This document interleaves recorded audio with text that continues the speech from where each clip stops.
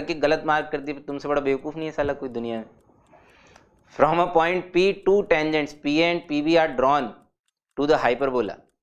कोई पॉइंट होगा भाई साहब P, उससे हाइपरबोला पे दो टेंजेंट खींची गई। If the product of the slopes of these tangent is 1 then the locus of P is a conic whose eccentricity is equal to. क्या बात,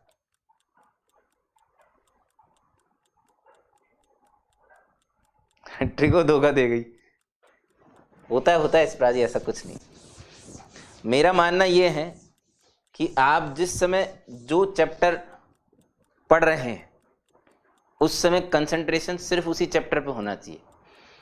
बाकी चैप्टर के फॉर्मूले अगर याद नहीं है तो आप उसके जो चीट नोट्स नहीं होते, चीट नोट्स वो साथ में रख लीजिए। मेरा फॉर्मूला तो ये बोलता है जिस भी समय जिस चैप्टर को पढ़ रहे हैं सिर्फ उसी के साथ ईमानदारी करें, सिर्फ उसी के कॉन्सेप्ट आपके माइंड के अंदर घूमने चाहिए, वो मैंडेटरी है। दो चीजें होती है, एक मस्ट है और एक होता है नाइस टू हैव। बाकी चैप्टर्स की चीजें अगर आपको पता है तो वो नाइस टू हैव है, लेकिन जो चैप्टर पढ़ रहे हैं अगर उसकी चीजें नहीं पता तो फिर तो आप गुलाबचंद हो, फिर फायदा क्या है? फिर छोड़ो, फिर आप गलत रेस में हो। पहले जाओ जाके उस चैप्टर को स्ट्रॉन्ग करो, फिर क्वेश्चन सॉल्व करने का फायदा। लेकिन किसी दूसरे चैप्टर की वजह से गम बनाने का कोई मतलब। तो हाइपरबोला अगर आप सॉल्व कर रहे हैं तो फिर हाइपरबोला के कॉन्सेप्ट चमकने चाहिए। ट्रिगो के तो चीट नोट साथ में रख लो, सारी वैल्यू साथ में रख लो, sin C + sin D सारे फॉर्मूले सब कुछ साथ में रख। यही तरीका होता है पढ़ने का, क्योंकि अभी कंसंट्रेशन पूरा हाइपरबोला के ऊपर। From a point P to tangents PA and PB। भाई साहब इसमें हम फिगर भी नहीं बनाएंगे, अब इतना इमेजिनेशन होना चाहिए। मैं चाहूँ तो मैं फिगर बना के भी इसको कर सकता हूँ, मेरी तो मजबूरी है। आपको मैंने कितनी बार समझाया, मेरे को फिगर बनाने से ये डिक्लेयर किया गया है मार्केट में कि सॉल्यूशन खूबसूरत लगता है, तो मुझे तो खूबसूरती की वजह से वो बनाना पड़ता है। एक टेंजेंट बन गई यहाँ पे, एक टेंजेंट मान लो यहाँ बन गई, ये पॉइंट है PH, K।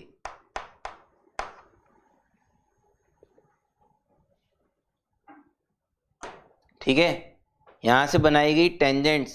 इसमें बोला जा रहा है भाई साहब if the product of the slope, हालांकि ऐसी टेंजेंट बन नहीं सकती बट मैंने तो बना दी, अब ठीक है।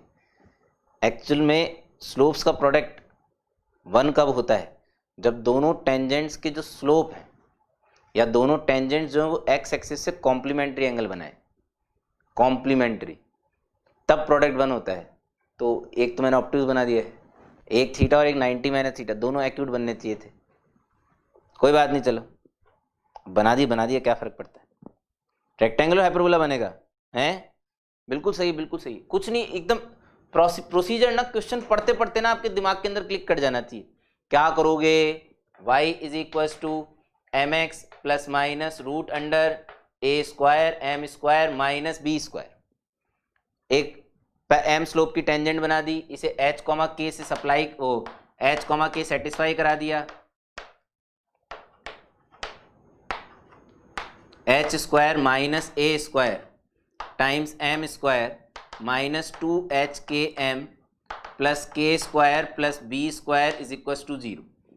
भाई साहब ये जो m स्लोप की टेंजेंट क्वाड्रेटिक बनी है, इसी के रूट्स m1 और m2 होंगे, जिनका प्रोडक्ट 1 दे रखा है। तो m1 × m2 product of the root k² + b² h² - a² = 1 आएगा। इसको एक साइड लेके गए तो ये बन गया भाई साहब x² - y² = a² + b²। यही बनेगा ना जनता, which is a rectangular hyperbola. Eccentricity सीधे लिखें, फॉर्मूला भी लगाने की जरूरत नहीं पड़नी चाहिए, डायरेक्ट √2 है।